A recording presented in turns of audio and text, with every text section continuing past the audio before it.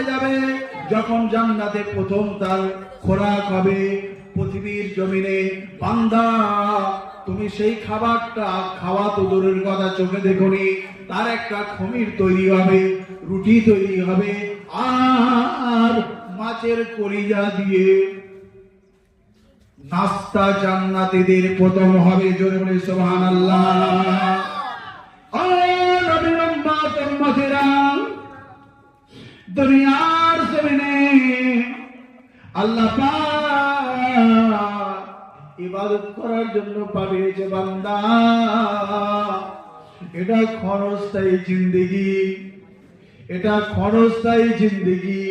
এই দিন জিন্দেগির শেষ আছে, এই জিন্দেগির শেষ আছে, কিন্তু আখিরাতের জিন্দেগির শেষ নাই। জোরে বলি সুবহানাল্লাহ।